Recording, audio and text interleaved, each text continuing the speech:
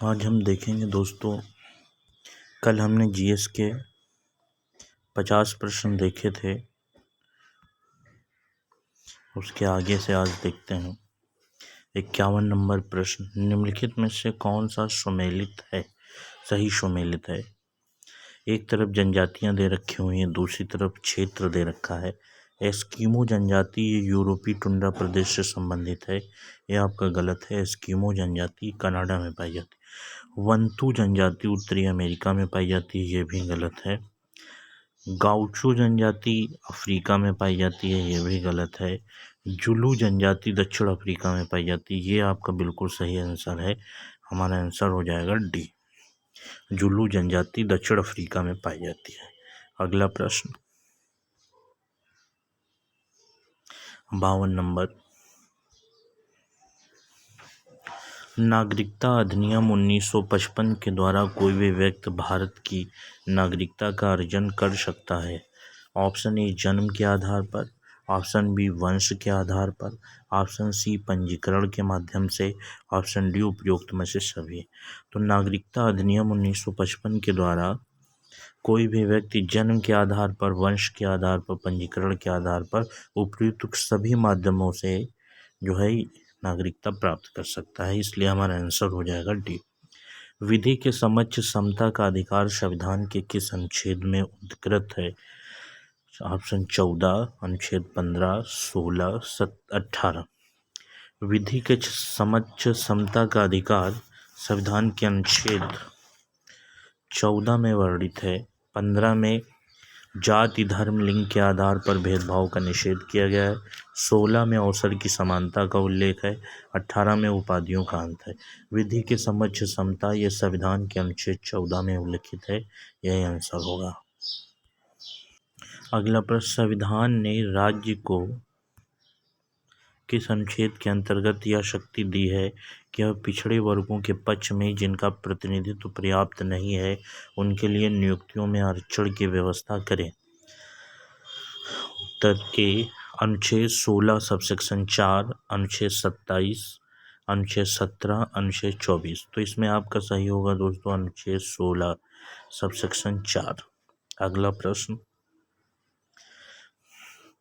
मूल कर्तव्यों की संस्तुति किस समिति की सिफारिश पर की गई थी। ऑप्शन ए स्वर्ण सिंह समिति, ऑप्शन बी राजमन्नार समिति, ऑप्शन सी अकवर्थ समिति, ऑप्शन डी रंगराजन समिति। तो मूल कर्तव्यों की संस्तुति स्वर्ण सिंह समिति की सिफारिश पर की गई थी, इसका उत्तर होगा ए। अगला प्रश्न, भारत ने जिन संसदीय व्यवस्था को अपनाया उनके क्या गुण हैं, निम्नलिखित कथनों पर विचार कीजिए। ऑप्शन ए संसदीय व्यवस्था विधायी और कार्यकारी अंगों के बीच सहयोग के संबंध को सुनिश्चित करती है, बिल्कुल सही कथन आपका यह है। दूसरा कथन है संसदीय व्यवस्था में उत्तरदायी सरकार का गठन होता है, ये भी सही है, इसलिए हमारा आंसर हो जाएगा ऑप्शन 1 और 2 दोनों सही हैं, उत्तर होगा सी। अगला प्रश्न, राष्ट्रपति को केंद्र व राज्य के बीच सामूहिक महत्व के विषयों पर जांच व बहस करने का अधिकार संविधान के किस अनुच्छेद के अंतर्गत प्राप्त है। Option A 263, option B 265, option C 302, option D 245। इसमें आपका उत्तर होगा अनुच्छेद 263 में केंद्र व राज्य के बीच सामूहिक महत्व के विषयों पर राष्ट्रपति जांच व बहस करने का अधिकार संविधान देता है। अगला प्रश्न, राज्यपाल को अध्यादेश जारी करने की शक्ति किस अनुच्छेद के तहत प्रदान की गई है। राज्यपाल के अध्यादेश जारी करने के अनुच्छेद 163, अनुच्छेद 213, अनुच्छेद 245, अनुच्छेद 162। तो इसमें आपका सही होगा दोस्तों, राज्यपाल को अध्यादेश जारी करने की शक्ति अनुच्छेद 213 में दी गई है और राष्ट्रपति को 143 अनुच्छेद में अध्यादेश जारी करने की शक्ति दी गई है। अगला प्रश्न,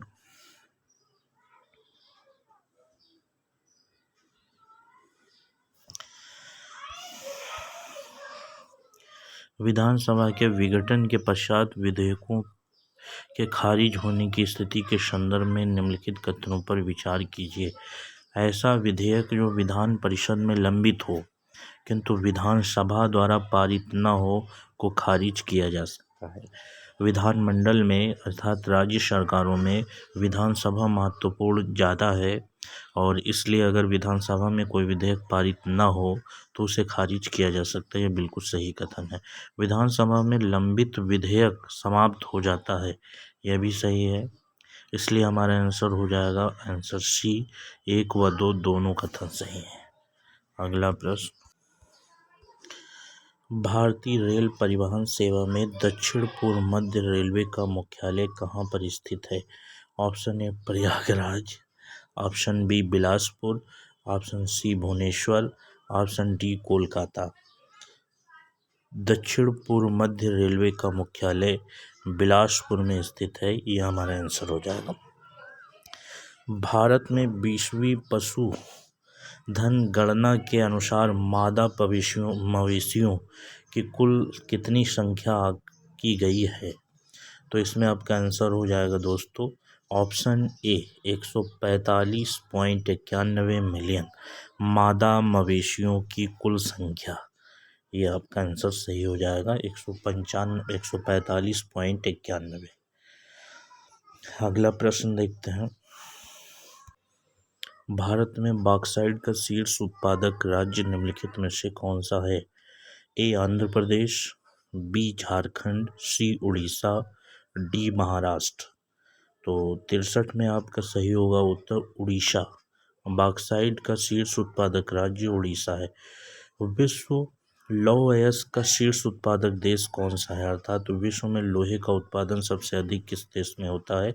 option A Australia, option B China, option C Bharat. तो इसमें आपका उत्तर सही होगा ऑप्शन ए ऑस्ट्रेलिया। अगला प्रश्न, इंसुलिन और ग्लूकागान नामक हार्मोन्स का स्राव शरीर के किस अंग से होता है? ऑप्शन ए अग्नाशय, बी आंत्र, सी यकृत, डी पित्ताशय। तो इसमें आपका सही हो जाएगा आंसर ए अग्नाशय। अगला प्रश्न, पित्तरस भोजन में उपस्थित किस पदार्थ को तोड़ने में सहायक होता है? Option A protein, B starch, C वसा, डी कार्बोहाइड्रेट। इसमें आपका आंसर हो जाएगा ऑप्शन सी वसा। पित्तरस द्वारा उपस्थित वसा को तोड़ने में सहायक होता है। अगला, कोशिका का कौन सा भाग प्रोटीन संश्लेषण में सर्वाधिक सहायक होता है? Option A Golgi, B ribosomes, option C spherosomes, D रसधानी। तो कोशिका प्रोटीन संश्लेषण में राइबोसोम सबसे अधिक महत्वपूर्ण होता है, यह हमारा आंसर बी हो जाएगा। अगला पर, रुधिर का थक्का निम्नलिखित में से किस पदार्थ की उपस्थिति से बनता है? Option A prothrombin, option B रेगुलुटिनोजेस, option C albumin, option D thymosin. तो रक्त का थक्का प्रोथ्रोम्बिन नामक प्रोटीन के कारण बनता है, यह हमारा सही होगा। अगला क्वेश्चन नंबर 69, निम्नलिखित युग्मों में से कौन सा सही सुमेलित नहीं है? ऑप्शन एक तरफ हमें राशियां दे रखी हैं, दूसरी तरफ उनके मात्रक दे रखे हैं। लंबाई का मात्रक मीटर होता है, ये सही है। द्रव्यमान का मात्रक किलोग्राम, ये भी सही है। समय का मात्रक सेकंड होता है, ये भी सही है। ज्योति तीव्रता का मात्रक कैंडला होता है, न कि मोल। इसलिए यह आंसर हमारा हो जाएगा कैंडला। ठीक है। अगला प्रश्न, किसी रुकी हुई गाड़ी के अचानक चलने पर उसमें बैठा यात्री आगे की ओर झुक जाता है, यह किस घटना के कारण घटित होता है? ऑप्शन ए बाहरी बल का लगना, ऑप्शन बी विपरीत समान क्रिया के कारण, सी संवेग के कारण, डी अभिकेंद्री बल के कारण। आपका उत्तर सही होगा ऑप्शन ए।